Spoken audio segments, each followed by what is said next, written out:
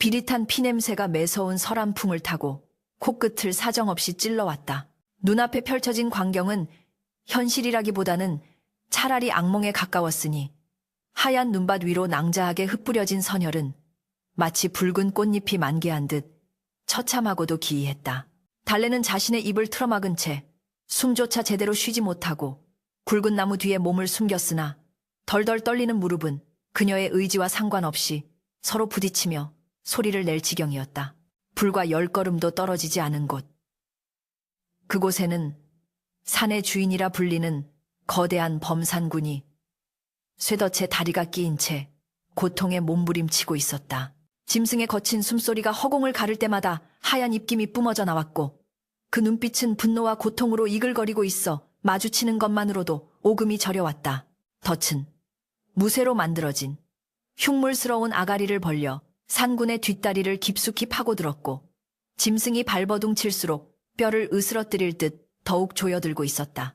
달래가 이곳 태백산 깊은 골짜기까지 들어오게 된 것은 순전히 가난과 병마라는 모질고도 독한 운명 때문이었다. 엄동설한의 추위가 뼛속까지 스미는 계절이었으나 며칠째 쌀독이 바닥난 집안에는 쥐새끼 한 마리 얼씬하지 않을 만큼 냉기만이 감돌았다. 홀로 계신 아비는 몹쓸 병에 걸려 피 섞인 기침을 토해내며 하루가 다르게 야위어갔고 약 한 첩 지어 올릴 형편이 못 되는 달래는 그저 언 땅을 파헤쳐 간 뿌리라도 캐볼 요량으로 목숨을 걸고 금지된 산역으로 들어선 것이었다. 마을 어르신들이 호환을 당한다며 말렸지만 아비가 눈앞에서 죽어가는 꼴을 보느니 차라리 범에게 물려가는 편이 낫겠다 싶은 절박함이 18 처녀의 발길을 이 험한 곳으로 이끌었다. 허나 막상 눈앞에서 신음하는 산군을 마주하니 효심이고 뭐고 당장 도망치고 싶은 본능적인 공포가 온몸을 휘감았다. 그때였다. 고통에 겨워 낮은 그르렁 소리를 내던 산군이 불현듯 고개를 돌려 달래가 숨어있는 나무 쪽을 정확히 응시했다. 달래는 심장이 낫는 듯한 충격을 받았으나 기이하게도 짐승의 눈에는 살기보다 깊은 슬픔과 애원이 서려 있는 듯했다.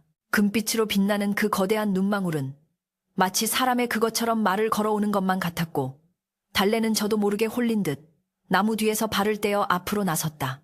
오지 마라! 가까이 오면 물어뜯을 테다! 라고 경고하듯 산군이 송곳니를 드러내며 위협했지만 달래는 그 위협이 두려움에서 비롯된 것임을 본능적으로 알아차렸다. 그녀의 손에는 낡고 무딘 호미 자루 하나가 들려 있었을 뿐이지만 그녀는 떨리는 목소리로 나지막이 읊조렸다. 해치려 온 것이 아닙니다. 그저 그 덫이 너무 아파 보여서 말귀를 알아들으리 만무한 짐승에게 건네는 말이었으나 달래의 목소리에는 진심 어린 연민이 담겨 있었다. 달래는 쿵쿵거리는 심장을 억누르며 조심스럽게 아주 천천히 산군에게 다가갔다. 발밑에서 눈 밟는 소리가 날 때마다 산군의 귀가 쫑긋거렸고 팽팽한 긴장감이 주위의 공기마저 얼어붙게 만들었다. 덧 가까이 다가가자 피비린내는 더욱 진동을 했고 살점이 찢겨나간 상처 부위는 차마 눈뜨고 볼 수 없을 만큼 참혹했다. 달래가 덫에 손을 뻗으려 하자 산군은 으르렁거리며 몸을 일으키려 했으나 극심한 통증에 다시금 바닥으로 고꾸라졌다. 달래는 털썩 주저앉아 산군의 눈을 똑바로 바라보며 말했다. 가만히 계셔요. 내 이것을 풀어드릴 테니 제발 나를 잡아먹지 않겠다고 약속해 주셔요. 짐승이 그 말을 알아들었는지 아니면 더 이상 반항할 기력조차 없는 것인지 산군은 거짓말처럼 거친 숨을 고르며 달래의 손길을 허락했다. 달래는 차갑게 식은 손에 입김을 불어넣고는 온 힘을 다해 덫의 양쪽을 잡고 벌리기 시작했다. 사냥꾼들이 짐승을 잡기 위해 설치한 덫은 장정 몇이 달려들어도 벌리기 힘들 만큼 강력한 탄성을 지니고 있었다. 가짚은 처녀의 힘으로는 어림도 없는 일이었으나 달래는 이대로 물러설 수 없다는 생각에 이를 악물었다. 손바닥이 찢어져 피가 배어나오고 손톱이 뒤집히는 고통이 밀려왔지만 그녀는 비명 한 번 지르지 않고 젖먹던 힘까지 짜내어 쇠뭉치와 씨름했다. 조금만 더. 달래의 이마에서 땀방울이 흘러내려 눈 속으로 떨어졌고 그녀의 간절한 기도가 하늘에 닿기라도 한 듯 꼼짝도 않던 덫이 미세하게 벌어지기 시작했다. 그 틈을 타 달래는 재빨리 주변에 굴러다니는 굵은 나뭇가지를 덫 사이에 끼워 넣었다. 지금이에요. 다리를 빼셔요. 달래가 소리치자 산군은 본능적으로 다리를 뒤로 뺐고 동시에 턱 하는 둔탁한 소리와 함께 덫이 다시 닫히며 나뭇가지를 산산조각냈다. 구사일생으로 덫에서 풀려난 산군은 절뚝거리며 몇 걸음 물러나더니 피가 흐르는 다리를 혀로 핥으며 상처를 달랬다. 달래는 긴장이 풀려 눈밭에 털썩 주저앉아 거친 숨을 몰아쉬었다. 이제 산군이 자신을 공격한다면 꼼짝없이 죽은 목숨이었지만 이상하게도 마음은 평온했다. 잠시 후 상처를 다독인 산군이 달래 쪽으로 천천히 다가왔다. 달래는 질끈 눈을 감았으나 느껴지는 것은 날카로운 이빨이 아니라 거칠고 따뜻한 혀의 감촉이었다. 산군은 달래의 피 묻은 손을 조심스럽게 핥아주었고 그 거대한 머리를 달래의 어깨에 비비며 고마움을 표시했다. 짐승이라도 은혜를 안다는 옛말이 틀리지 않았음을 확인하는 순간이었다. 달래가 조심스럽게 손을 들어 산군의 머리를 쓰다듬자 산군은 기분 좋은 듯 낮은 소리를 내며 눈을 가늘게 떴다. 한참을 그렇게 교감하던 산군은 갑자기 몸을 돌려 숲 깊은 곳을 향해 몇 걸음 걷다가 멈춰서서 달래를 돌아보았다. 마치 자신을 따라오라는 듯한 몸짓이었다. 날은 이미 저물어가고 있었고 산속의 어둠은 빠르게 밀려오고 있었지만 달래는 홀린 듯 자리에서 일어나 산군의 뒤를 따랐다. 산군은 절뚝거리는 다리로도 험한 산길을 거침없이 나아갔고 달래는 덤불에 옷이 찢기고 나뭇가지에 얼굴이 긁히면서도 묵묵히 그 뒤를 쫓았다. 얼마나 걸었을까? 산군은 사람의 발길이 닿지 않은 험준한 절벽 아래 멈춰섰다. 그곳은 깎아지른 듯한 바위 틈 사이로 기이한 안개가 피어오르고 있었는데 주변의 눈은 모두 녹아있고 푸른 이끼가 껴있는 신비로운 장소였다. 산군은 바위 틈을 향해 코를 킁킁거리더니 앞발로 흙을 파헤치는 시렵을 하며 달래를 쳐다보았다. 달래가 다가가 보니 그곳에는 여느 풀과는 다른 은은한 서기뢰치를 뿜어내는 식물 줄기가 보였다. 5개의 잎사귀가 마치 사람의 손처럼 펼쳐져 있었고 그 끝에는 불띠붉은 열매가 보석처럼 달려 있었다. 달래의 심장이 다시금 쿵쾅거리기 시작했다. 약초꾼인 아비 어깨너머로 배운 지식으로도 그것이 예사 물건이 아님을 단번에 알 수 있었다. 이것은 설마 달래는 떨리는 손으로 호미를 들어 조심스럽게 주변의 흙을 걷어내기 시작했다. 뿌리가 다치지 않게 숨조차 멈추고 흙을 파내려 가자 서서히 그 모습을 드러낸 것은 굵직한 몸통에 수많은 잔뿌리가 엉켜있는 마치 갓난아이의 형상을 한 거대한 산삼이었다. 그것은 100년, 200년 묵은 것이 아니었다. 흙 밖으로 나오자마자 주변의 공기마저 향긋하게 바꿔버리는 짙은 향기, 그리고 캄캄한 어둠 속에서도 스스로 빛을 내는 듯한 영롱한 자태는 전설 속에서나 듣던 천년 묵은 산삼, 바로 천종산삼 텐종산존이었다. 달래는 흙투성이가 된 손으로 산삼을 받쳐들고 멍하니 바라보았다. 이것만 있다면 죽어가는 아버지를 살릴 수 있었다. 아니, 아버지를 살리는 것을 넘어 이 지긋지긋한 가난의 굴레를 단번에 끊어버릴 수도 있는 귀물이었다. 눈물이 왈칵 쏟아져 내렸다. 상구님, 이 귀한 것을 제게. 달래가 고개를 돌려 감사를 표하려 했으나 산구는 어느새 자취를 감추고 없었다. 오직 눈 위에 찍힌 거대한 발자국만이 그가 실제 했음을 증명하고 있었다. 달래는 산삼을 품에 꼭 안았다. 차가운 산삼이 닿은 가슴에서 기이한 열기가 퍼져나가는 것이 느껴졌다. 그것은 희망의 온기였으나 동시에 알 수 없는 두려움의 전조이기도 했다. 천년의 세월을 견딘 영약은 그만큼의 무게를 지니고 있는 법이다. 평범한 약초꾼의 딸이 감당하기에는 너무나 거대하고 위험한 행운이 그녀의 손에 들려 있었다. 달래는 저골이 안 깬 깊숙이 산삼을 갈무리하고 서둘러 산을 내려가기 시작했다. 멀리서 늑대들의 울음소리가 들려왔고 밤하늘에는 불길한 붉은 달이 떠오르고 있었다. 그녀가 산을 내려가는 그 길은 이제 단순한 귀갓길이 아니었다. 그것은 탐욕과 음모, 그리고 피바람이 몰아칠 세상 한가운데로 걸어 들어가는 운명의 시작이었다.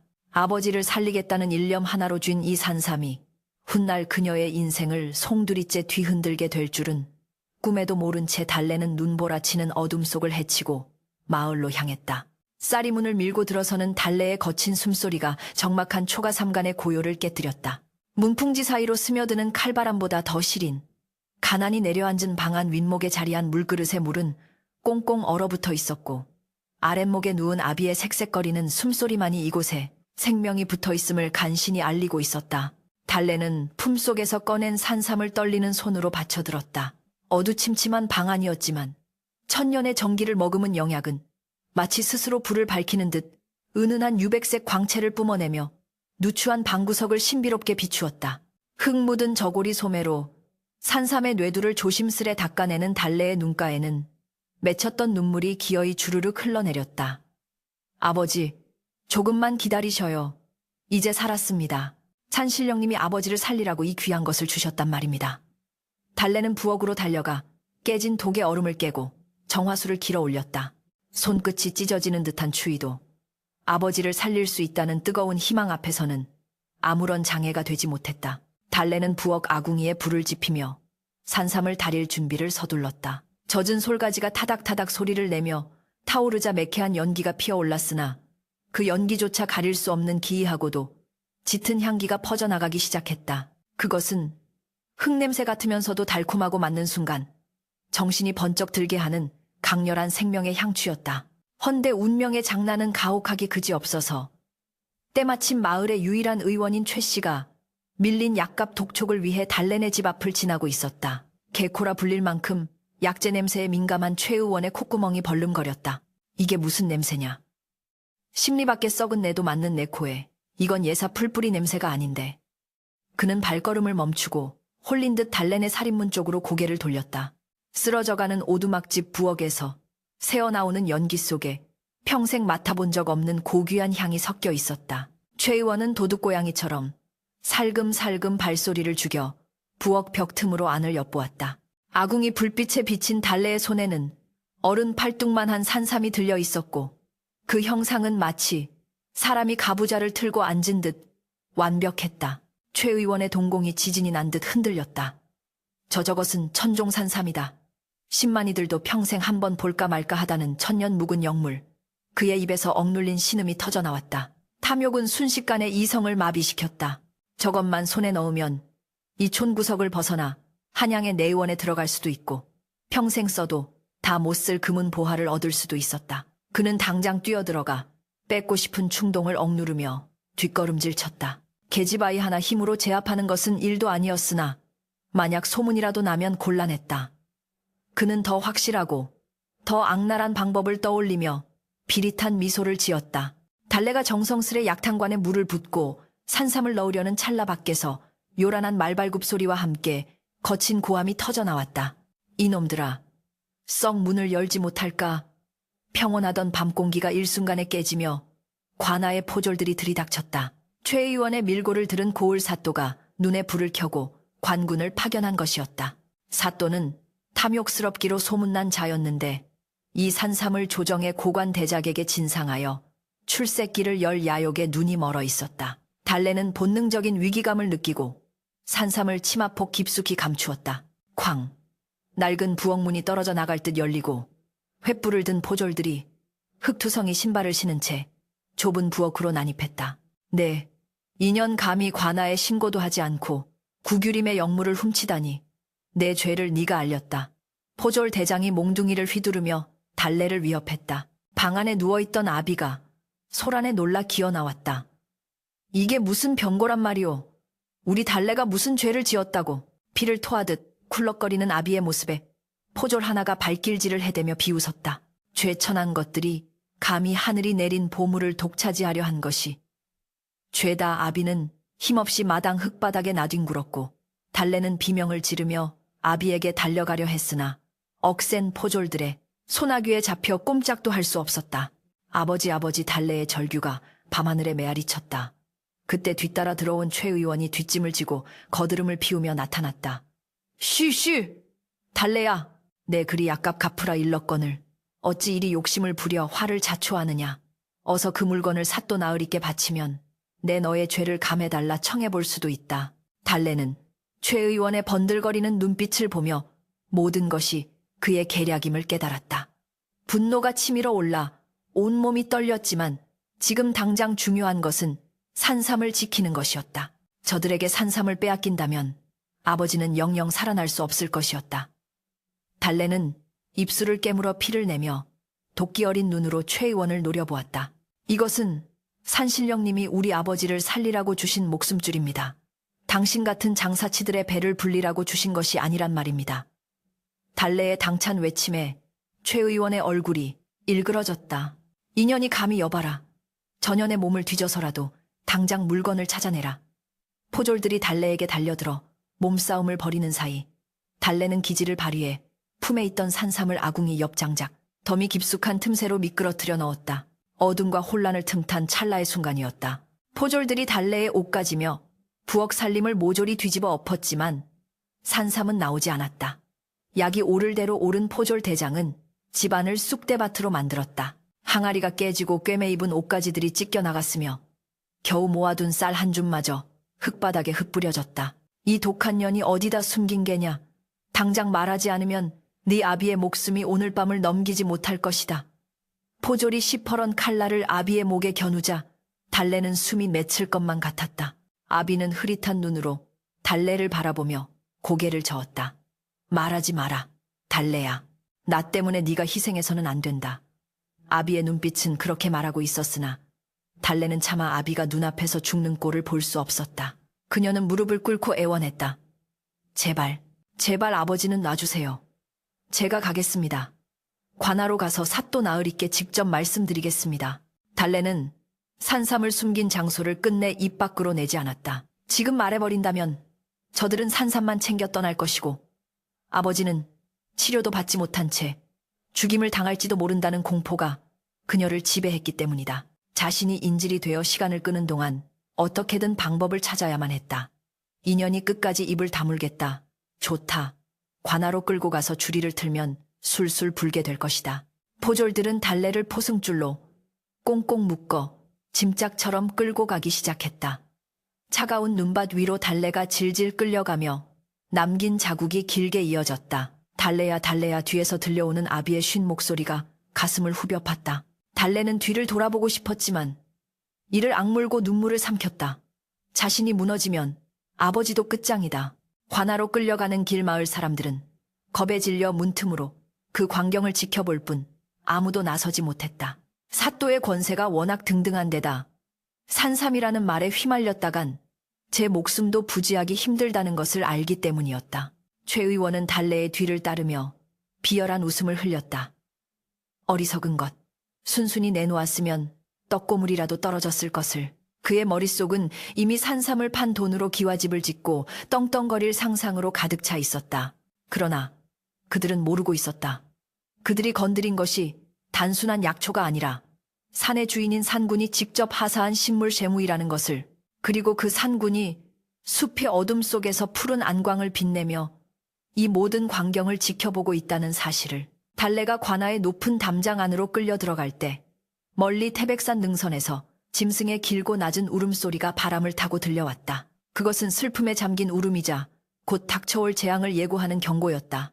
포졸들은 밤바람 소리가 흉흉하구나 하며 옷깃을 여몄지만 달래만은 그 소리의 주인을 알 수 있었다. 산군님, 죄송해요. 제가 지켜내지 못했습니다. 차가운 옥사바닥에 내동댕이 쳐진 달래는 멍투성이가 된 몸을 웅크렸다. 쇠창살 사이로 들어오는 달빛이 유난히 시리게 느껴지는 밤이었다. 내일 날이 밝으면 시작될 고문보다 홀로 남겨진 병든 아버지가 춥지는 않을지, 끼니는 거르지 않을지 걱정하는 마음이 더 컸다. 옥사의 밤은 깊어만 가는데 관아의 사랑방에서는 사또와 최 의원이 주안상을 차려놓고 미리 축배를 들고 있었다.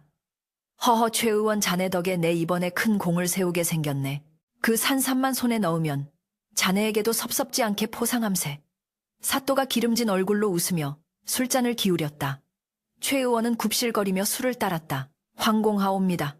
사또 나으리, 그 계집이 독하긴 하나 내일 형틀에 묶어놓고 인두로 지지면 제 아무리 효녀라도 입을 열지 않고 배기겠습니까?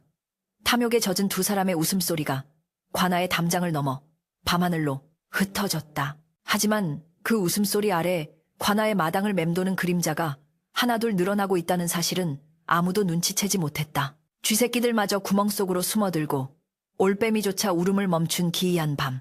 태백산의 분노가 서서히 마을을 향해 내려오고 있었다. 날이 밝기가 무섭게 관아의 형틀 마당은 피비린내와 신음소리로 얼룩졌다. 서슬퍼런 곤장이 허공을 가르며 달래의 여린 살점을 파고들 때마다 구경 나온 백성들은 차마 눈을 뜨지 못하고 고개를 돌렸다. 이 독한 년, 내 아비가 죽어나가는 꼴을 봐야 정신을 차리겠느냐.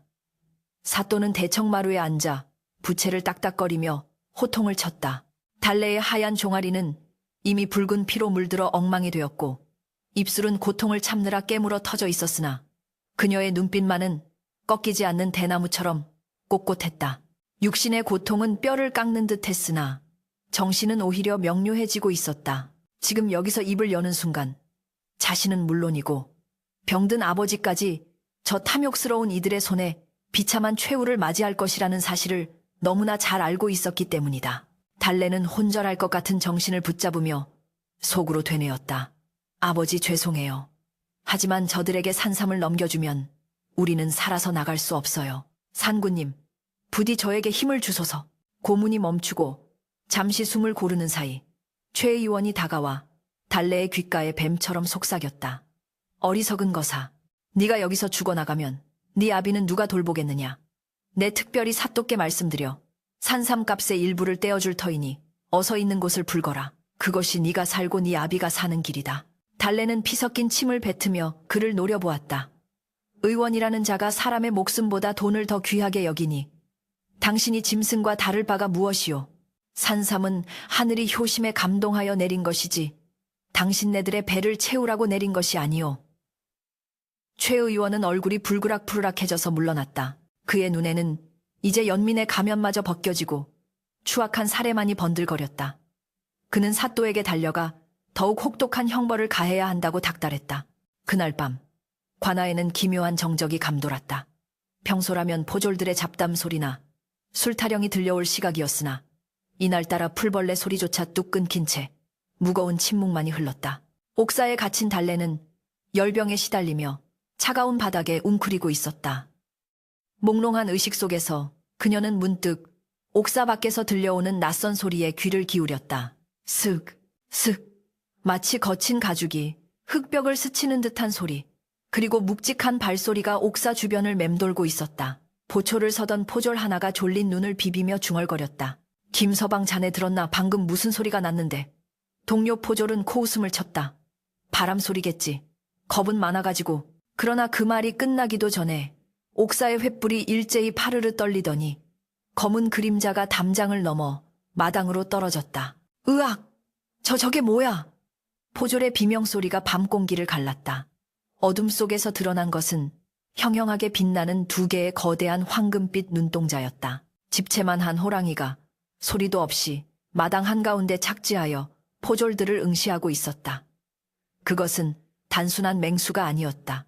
털 한 올 한 올에서 뿜어져 나오는 압도적인 위압감과 서늘한 기운은 그가 바로 이 산천을 다스리는 영물 산군임을 증명하고 있었다. 포졸들은 다리가 풀려 주저앉거나 창을 떨어뜨린 채 벌벌 떨었다. 산군은 그들을 공격하는 대신 낮게 으르렁거리며 관아 건물을 향해 포효했다. 크앙, 그 소리는 마치 천둥 소리처럼 울려 퍼져 기와장이 들썩거리고 잠자던 사또와 최 의원이 침상에서 굴러떨어질 정도였다.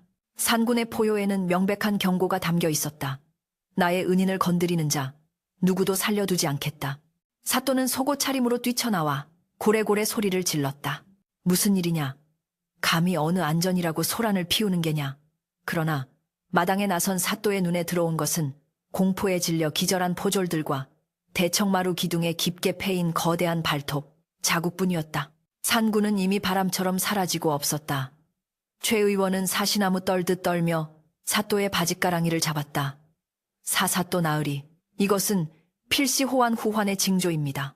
저 계집이 요물을 불러들인 것이 분명합니다.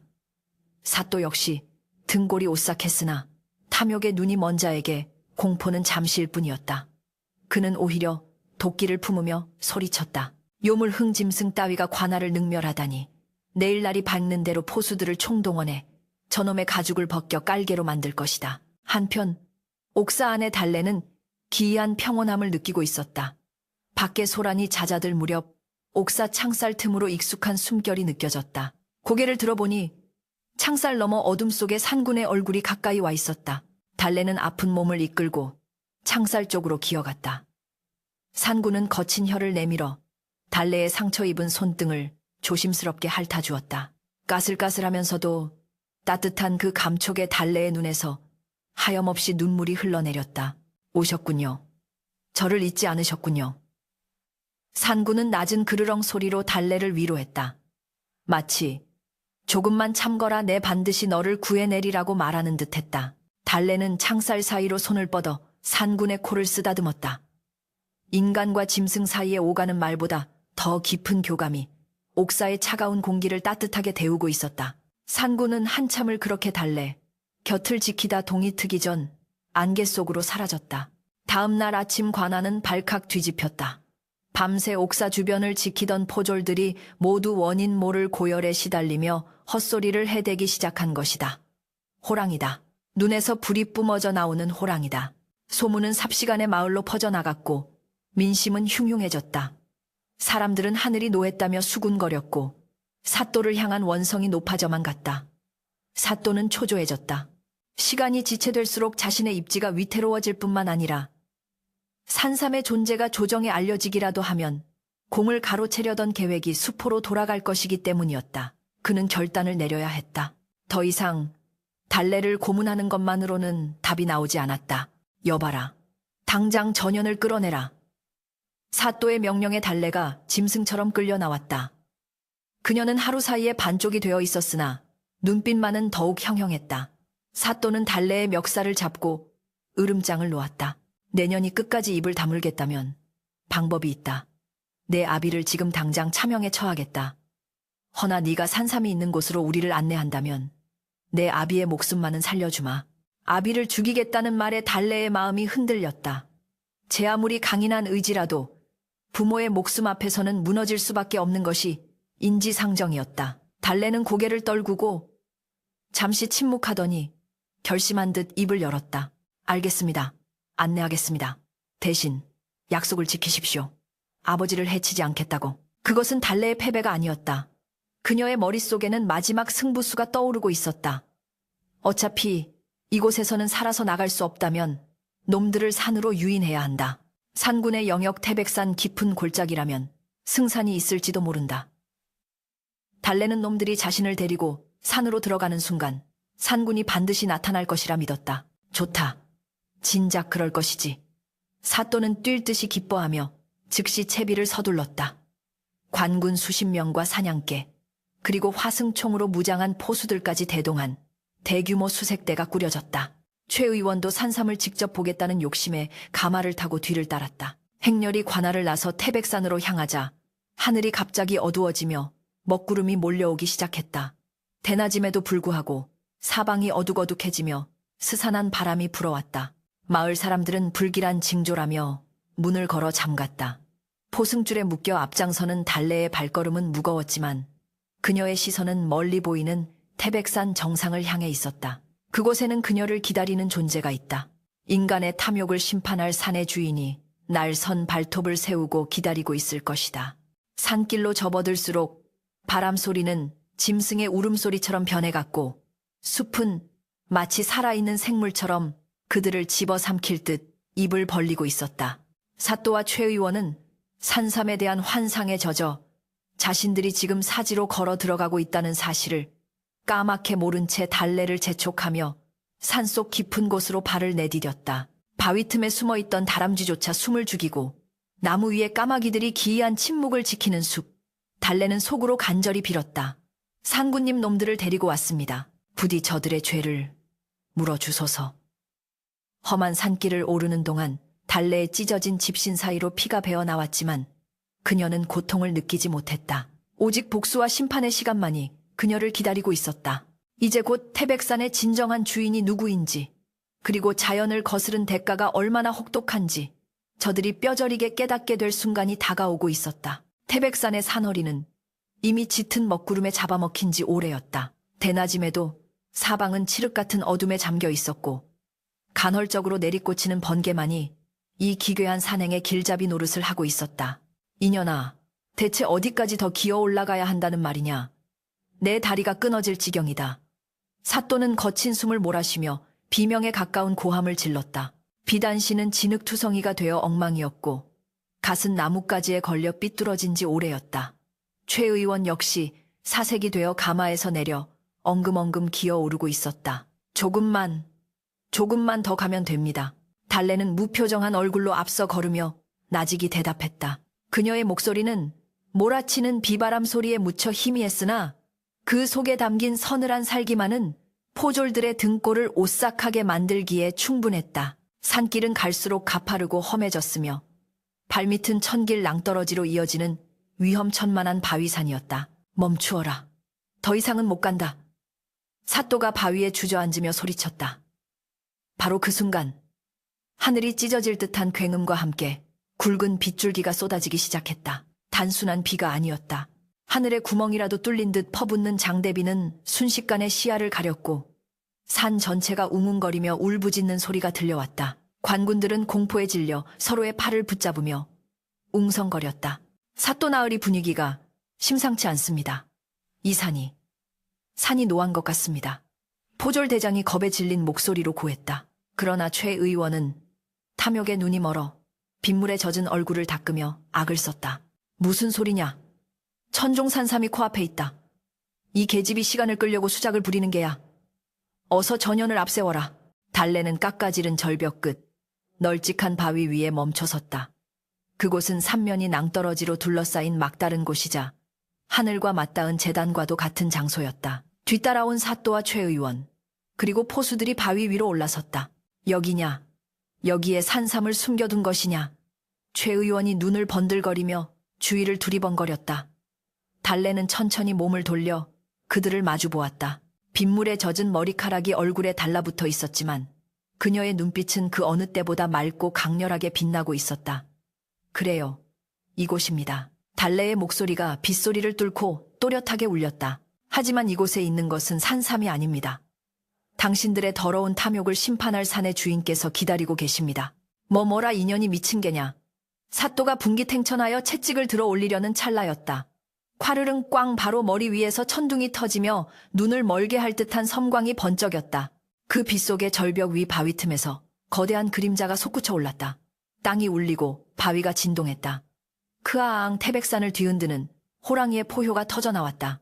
그 소리는 짐승의 울음이 아니라 마치 산 자체가 내지르는 분노의 함성 같았다. 포졸들은 고막이 찢어질 듯한 고통에 귀를 막고 바닥을 뒹굴었다. 번개가 다시 한번 내리꽂히자 놈들의 눈앞에 전설 속의 산군이 그 위용을 드러냈다. 집채만 한 덩치 빗줄기를 튕겨내는 금빛 털, 그리고 지옥불처럼 이글거리는 황금빛 눈동자. 산군은 벼락처럼 바위 아래로 뛰어내려 탐관 오리들 앞에 착지했다. 호랑이다. 산군이다. 아비규환의 지옥도가 펼쳐졌다. 화승총을 든 포수들이 떨리는 손으로 방아쇠를 당기려 했으나 젖은 화약은 불이 붙지 않았다. 설사 불이 붙었다 한들 바람보다 빠른 산군의 움직임을 당해낼 수는 없었다. 산군은 앞발을 크게 휘둘러 포수들의 총을 성냥개비처럼 부러뜨려 버렸다. 날카로운 발톱이 허공을 가를 때마다 바람을 찢는 소리가 났고 관군들은 혼비백산하여 무기를 버리고 도망치기에 바빴다. 산군은 살생을 즐기는 요물이 아니었기에 그들의 목숨을 끊는 대신 압도적인 공포로 정신을 붕괴시키고 있었다. 놈들은 서로를 밀치고 밟으며 산길을 굴러떨어졌고 비명소리가 빗소리와 섞여 처절하게 울려 퍼졌다. 최 의원은 도망치려다 발을 헛디뎌 절벽 끝으로 몰렸다. 살려주시오. 내 돈 내 산삼. 그는 벼랑 끝에 매달린 나뭇가지를 가까스로 붙잡고 대롱대롱 매달렸다. 아래는 까마득한 낭떠러지였고 위에서는 산군이 그를 내려다보고 있었다. 산군은 최 의원을 향해 콧김을 훅 내뿜었다. 그 뜨거운 입김과 비릿한 야생의 냄새에 최 의원은 공포의 극치에 달해 바지에 오줌을 지렸다. 희익 잘못했습니다. 살려만 주십시오. 최 의원은 넋이 나가 헛소리를 짓거리다가 손에 힘이 풀려 비명과 함께 어둠 속으로 추락해버렸다. 다행히 벼랑 중간에 튀어나온 나무에 걸려 목숨은 부지했으나 다리가 부러지는 고통 속에 기절하고 말았다. 탐욕의 끝은 비참한 추락이었다. 이제 남은 것은 사또뿐이었다. 사또는 다리가 풀려 주저앉은 채 뒷걸음질 쳤다. 오지 마라. 내가 누군지 아느냐. 나는 이 고을의 사또다. 나라의 녹을 먹는 관리란 말이다. 그러나 산군에게 인간의 벼슬 따위가 무슨 소용이겠는가. 산군은 천천히 아주 천천히 사또에게 다가갔다. 한 발짝 다가올 때마다 땅이 울렸고 사또의 심장은 쪼그라들었다. 산군은 사또의 코앞까지 다가와 그 거대한 얼굴을 들이밀었다. 사또는 산군의 눈동자 속에 비친 자신의 초라하고 겁에 질린 모습을 보았다. 그것은 권위도 위엄도 없는 그저 죽음 앞에 발버둥치는 나약한 인간의 모습일 뿐이었다. 그르릉. 산군은 사또의 얼굴을 향해 낮게 으르렁거렸다. 그 소리는 사또의 영혼을 잘게 찢어놓는 듯했다. 사또는 공포를 이기지 못하고 거품을 물며 눈을 까뒤집고 실신해버렸다. 산군은 쓰러진 사또를 한심하다는 듯 내려다보더니 고개를 돌려 바위 한쪽에 서 있는 달래를 바라보았다. 아비규환의 난장판 속에서도 달래만은 털끝 하나 다치지 않은 채 서 있었다. 빗물에 젖은 그녀의 얼굴에는 두려움 대신 경외감과 안도가 서려 있었다. 달래는 털썩 무릎을 꿇고 산군을 향해 절을 올렸다. 산군님, 감사합니다. 제 아비를 그리고 저를 구해주셨습니다. 비바람이 조금씩 잦아들고 있었다. 산군은 달래에게 다가와 젖은 어깨를 머리로 툭툭 건드렸다. 마치 이제 되었다, 고생했다라고 위로하는 듯했다. 달래는 산군의 목을 끌어안고 참았던 울음을 터뜨렸다. 뜨거운 눈물이 빗물과 섞여 산군의 털을 적셨다. 산군은 가만히 서서 달래가 진정될 때까지 기다려주었다. 주변에는 도망친 관군들이 버리고 간창과 칼신발들이 나뒹굴고 있었고 벼랑 아래서는 최 의원의 신음소리가 희미하게 들려왔다. 권력과 재물로 무장했던 자들은 대자연의 분노 앞에 모래성처럼 무너져 내렸다. 이것은 단순한 복수가 아니라 순리를 거스른 자들에게 내려진 산의 엄중한 판결이었다.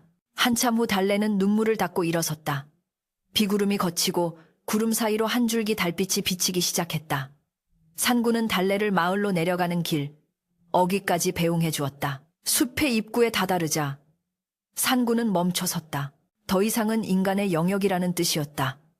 달래는 아쉬움에 자꾸만 뒤를 돌아보았고 산군은 그 자리에 석상처럼 앉아 달래가 어둠 속으로 사라질 때까지 지켜보고 있었다. 부디 평안하소서. 달래의 마지막 인사가 밤바람에 실려 산군에게 전해졌다. 산군은 길게 포효하며 화답했다. 그 소리는 승리의 외침이자 다시는 이 산을 넘보지 말라는 인간 세상을 향한 마지막 경고였다. 마을은 쥐 죽은 듯 조용했다. 살아서 도망쳐온 관군들은 혼비백산하여 관아 깊숙이 숨어들었고 사또가 실신하여 엎혀왔다는 소문만이 은밀하게 돌았다. 달래는 엉망이 된 몸을 이끌고 자신의 초가집으로 향했다. 살인문은 부서져 있었고 마당은 난장판이었지만 방 안에서 들려오는 아비의 기침 소리가 그렇게 반가울 수 없었다. 달래는 방문을 열고 들어갔다. 아버지, 저 왔어요. 어둠 속에서 아비가 놀라 몸을 일으켰다. 달래냐? 살아있었구나. 내 딸이 살아서 돌아왔어. 부녀는 서로를 부둥켜 안고 오열했다. 그 밤 태백산의 주인은 그들의 낡은 초가집 지붕 위를 맴도는 바람이 되어 그들의 고난 잠을 지켜주었다. 폭풍은 지나갔고 이제 길고 긴 밤의 끝자락에서 새로운 새벽이 밝아오고 있었다. 폭풍우가 휩쓸고 지나간 태백산의 아침은 눈부시게 찬란했다. 밤새 세상을 집어삼킬 듯 포효하던 비바람은 거짓말처럼 사라지고 동쪽 하늘 붉은 해가 솟아오르며 젖은 대지를 황금빛으로 물들이고 있었다. 달래는 뻐근한 몸을 일으켜 부엌으로 향했다.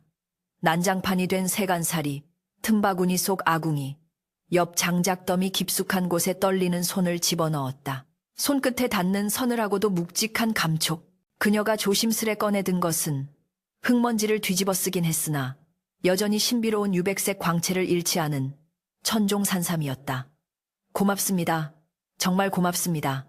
우리를 기다려 주었군요. 달래는 산삼을 가슴에 품고 오열했다. 그것은 단순한 약초가 아니었다. 목숨을 건 사투와 공포, 그리고 산군과의 신의가 빚어낸 기적의 결정체였다. 달래는 다시 정화수를 길어 올리고 약탕관을 불에 올렸다. 이번에는 그 누구도, 그 어떤 탐욕도 이 신성한 의식을 방해할 수 없었다. 마을 전체가 지난밤의 공포에 질려 숨을 죽이고 있었고 관아의 포졸들조차 호랑이의 저주가 두려워 달래 내 집 근처에는 얼씬도 하지 못했기 때문이다. 타닥타닥 타오르는 장작불 소리가 마치 경건한 기도 소리처럼 부엌을 채웠다. 약탕관에서 피어오르는 김은 지난번보다 더욱 짙고 그윽한 향기를 내뿜으며 초가집을 감쌌다. 그것은 죽음의 그림자를 몰아내고 생명의 기운을 불어넣는 향기였다.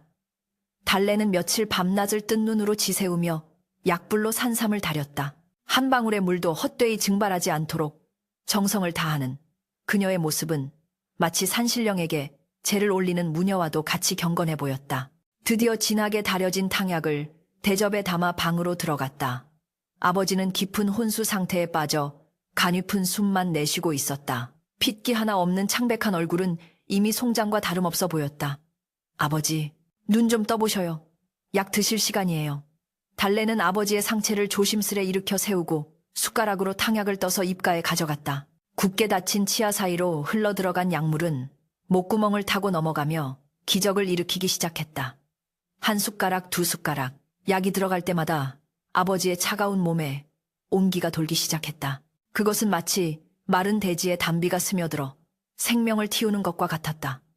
창백하던 볼에 홍조가 번지고 멈출 듯 미약하던 맥박이 힘차게 뛰기 시작했다. 방 안 가득 채운 산삼의 연기가 아버지의 오장육부를 휘감으며 병마를 쫓아내고 있었다. 사흘 밤낮을 꼬박 앓고 난 아버지가 마침내 눈을 떴을 때 그 눈빛은 전과는 비교할 수 없을 만큼 맑고 투명했다. 달래야, 내가 꿈을 꾼 것이냐 몸이 날아갈 듯 가볍구나. 아버지는 믿기지 않는 듯 자신의 손을 내려다보았다. 평생을 괴롭히던 기침도 가슴을 짓누르던 통증도 씻은 듯이 사라져 있었다. 달래는 아버지의 품에 안겨 엉엉 울었다. 꿈이 아니에요, 아버지. 찬구님이 아버지를 살려주셨어요. 부녀의 울음소리는 더 이상 슬픔의 통곡이 아닌 환희와 감사의 노래가 되어 울려 퍼졌다. 낡은 초가집, 지붕 위로 따스한 햇살이 내려앉았고 처마 밑 제비들도 지저귀며 그들의 기쁨을 축하해 주었다. 반면 탐욕에 눈멀었던 자들의 말로는 비참하기 그지없었다. 사또는 산군에게 혼비백산한 그날 이후로 완전히 실성해버렸다. 관아의 대청마루에 앉아 허구한 날 호랑이가 온다. 저기 눈에서 불을 뿜는 호랑이가 나를 노려본다라며 비명을 질러댔다.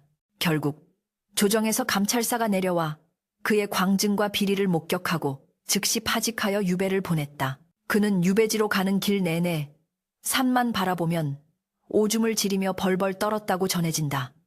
다리가 부러진 채 구조된 최 의원은 평생을 절름발이로 살아야 했다. 더 비참한 것은 그가 의원으로서의 명성을 완전히 잃었다는 점이다. 사람들은 천하의 명약도 마음보가 고약하면 독약이 되는 법이라며 그를 손가락질했고 아무도 그에게 진료를 받으려 하지 않았다. 결국 그는 약방 문을 닫고 거짓골이 되어 마을을 떠돌다 쓸쓸히 생을 마감했다. 인과응보 인고잉보. 죄 지은 자는 벌을 받고 착한 자는 복을 받는다는 하늘의 이치가 명명백백히 드러난 것이다. 세월은 유수와 같이 흘러 어느덧 수십 년이 지났다.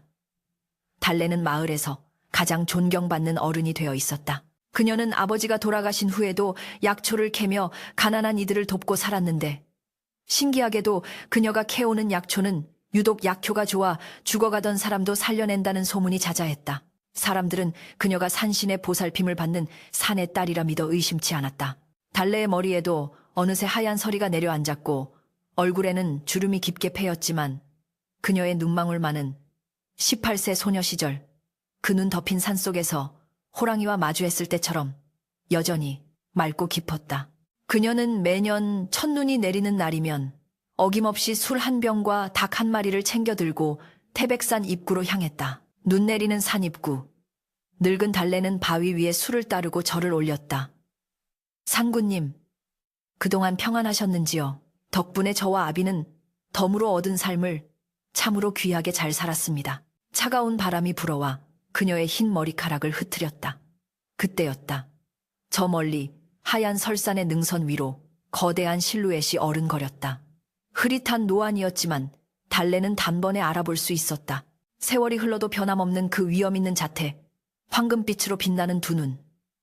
산구는 늙은 달래를 내려다보며 꼬리를 천천히 흔들었다. 그것은 작별 인사가 아닌 영원히 변치 않을 우정과 수호의 약속이었다. 인간과 짐승 아니 자연과 인간이 서로의 생명을 귀히 여기고 은혜를 갚으며 맺어진 그 인연은 시간의 흐름조차 뛰어넘어 태백산의 전설로 남아 있었다. 달래가 산을 내려오는 길 등 뒤에서 산을 울리는 웅장한 포효 소리가 들려왔다. 어흥 그 소리는 늙은 달래의 발걸음을 가볍게 만들어 주었고 마을 사람들에게는 든든한 위안이 되었다. 산이 거기 있고 산군이 지키고 있는 한 인간. 세상의 탐욕과 불의는 결코 이 땅을 더럽히지 못하리라는 믿음 때문이었다. 훗날 달래가 천수를 누리고 눈을 감던 날, 마을 사람들은 상여가 나가는 길목마다 하얀 호랑이 발자국이 찍혀 있는 것을 보았다고 했다. 산군이 그녀의 마지막 가는 길을 배웅하러 내려온 것이라며 사람들은 눈물로 그녀를 보냈다. 태백산 자락 이름 없는 약초꾼의 딸과 산의 주인이 나누었던 그 따뜻하고도 강렬했던 이야기는 지금도 눈 내리는 겨울밤이면 할머니의 무릎을 베고 누운 아이들의 귓가의 전설처럼 전해져 내려오고 있다.